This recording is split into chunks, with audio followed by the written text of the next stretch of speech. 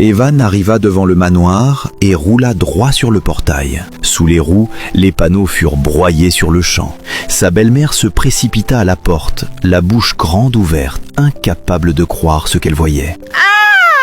Puis elle hurla « Dégage immédiatement cette ferraille de mon entrée! Comment tu oses revenir avec un tas de métal pareil? Blake, va chercher le fusil! Ce pauvre type ne comprend pas autrement !» Blake entendit ça depuis la fenêtre, attrapa un club de golf au passage, le visage rouge de rage, et sortit en criant « On t'a déjà dit de disparaître! Ta poubelle de camion salit tout ici !» Puis il leva le club pour fracasser le pare-brise de la Ford 74. À cet instant, une voiture de police arriva brusquement. 2 agents descendirent en courant. La belle-mère changea immédiatement de visage, afficha un sourire mauvais et joua la victime. « Dieu merci, vous êtes là. Emmenez ce vagabond, il squatte ma propriété privée. » L'agent regarda d'abord la belle-mère, puis Evan. Evan, lui, ne paniqua pas. Il restait calmement appuyé contre le vieux pick-up, un dossier à la main. L'agent retira même sa casquette et le salua poliment. « Bonjour, monsieur Evan. Ce sont ces personnes qui occupent illégalement votre maison. »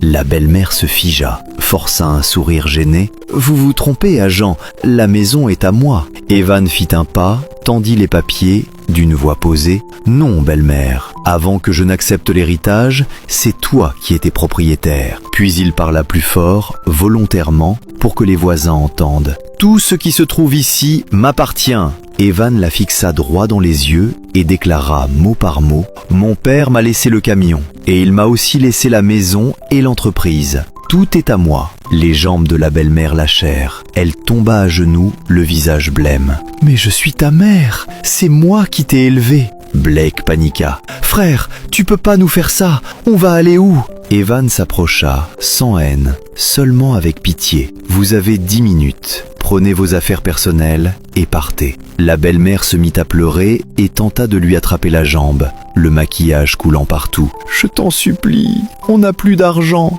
personne ne va nous accueillir. » Evan écarta doucement sa main, se retourna, monta dans le vieux pick-up, démarra et partit. La police escorta la belle-mère et son fils et les expulsa derrière le portail en fer. La gorge d'Evan se serra. Il murmura « Merci papa. Tu m'as appris que ce qui ressemble à des déchets pour certains peut être un trésor pour d'autres. » Il alluma la vieille radio et la chanson préférée de son père retentit. Il rentra dans le manoir qui lui appartenait depuis toujours. Mais cette nuit-là, il décida de dormir dans le pick-up parce que c'était le seul endroit où il se sentait vraiment chez lui. Parfois la justice arrive en retard, mais elle arrive toujours.